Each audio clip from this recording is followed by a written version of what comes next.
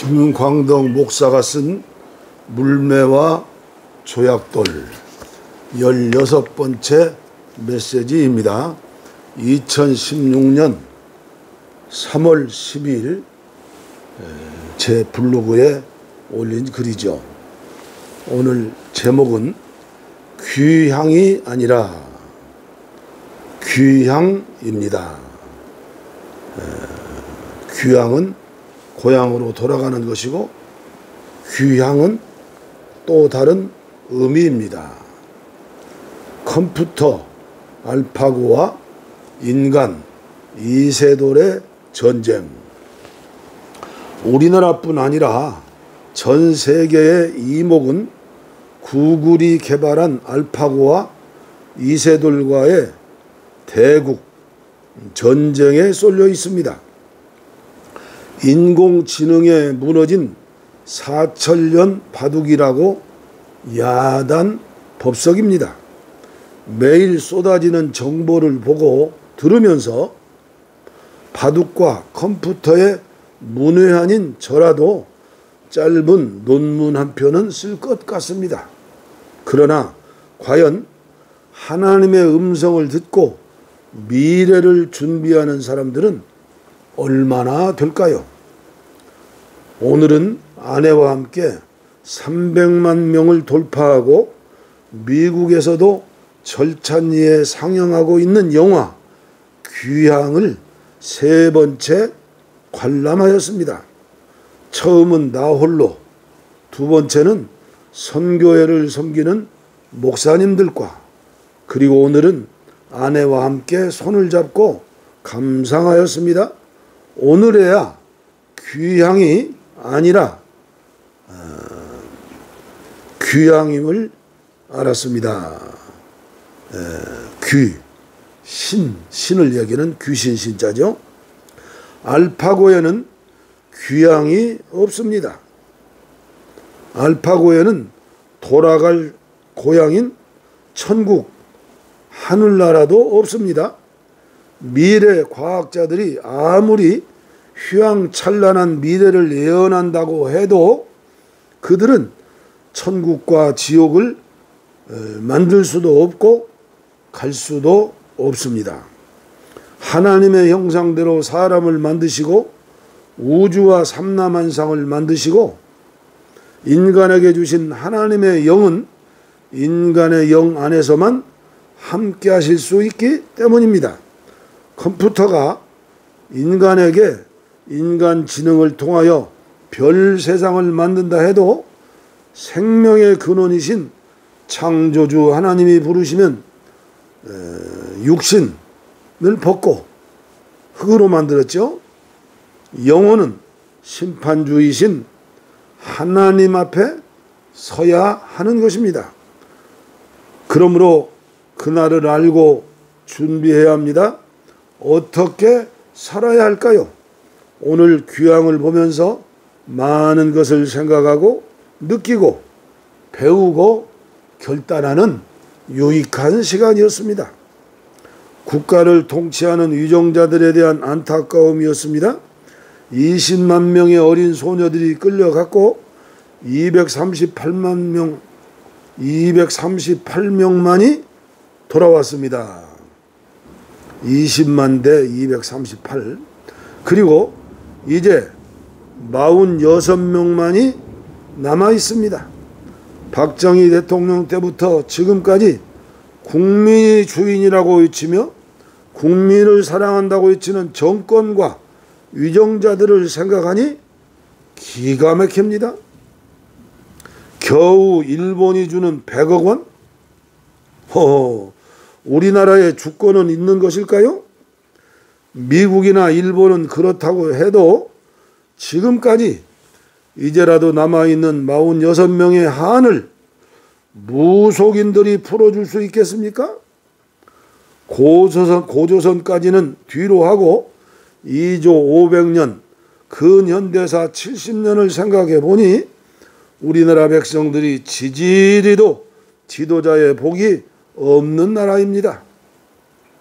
사색 당쟁과 왕권과의 갈등과 피나는 싸움, 아직도 전 세계 24,000 종족 중 유일하게 동족끼리 남북이 나누어 싸우는 나라입니다.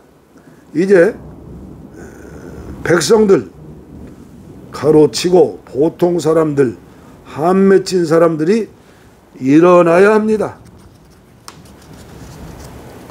위정자들이 백성들을 무서워해야 합니다.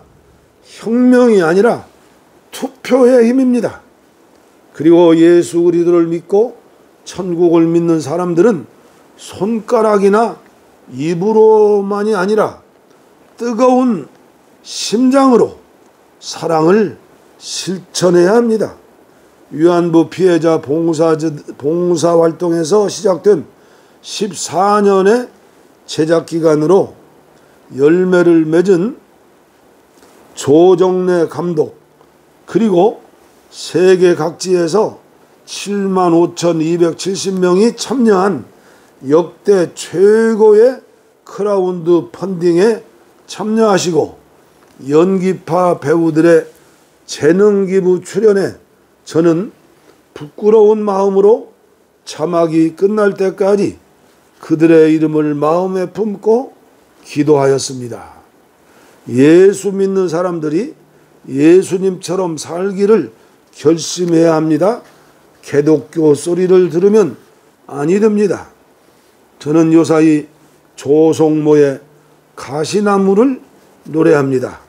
찬송가처럼 들리고 가슴을 적시고 양심을 울리기 때문입니다. 목사가, 믿는 이가 정상적인 인격과 교양을 가지고 사는 사람이라면 결코 가시나무처럼 살 수 없기 때문입니다. 더불어 숲이 되어야 합니다. 내 속엔 내가 너무도 많아. 당신의 쉴 곳 없네. 내 속엔 헛된 바람들로 당신의 편할 곳 없네. 내 속엔 내가 어쩔 수 없는 어둠.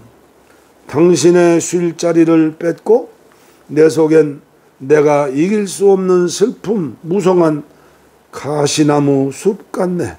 바람만 불면 그 메마른 가지 서로 부대끼며 울어대고 쉴 곳을 찾아 지쳐 날아온 어린 새들도 가시에 찔려 날아가고 바람만 불면 외롭고 또 괴로워 슬픈 노래를 부르던 날이 많았는데 내 속엔 내가 너무나 많아서 당신은 쉴 곳 없네.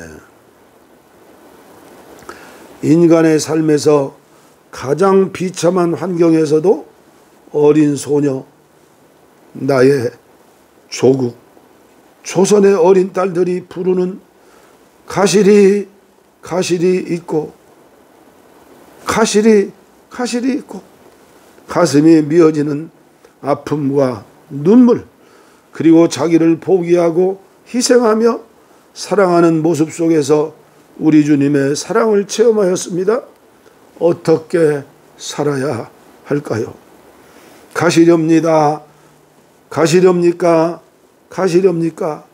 나를 버리고 가시렵니까? 나보고는 어떻게 살아가라고 나를 버리고 가시렵니까?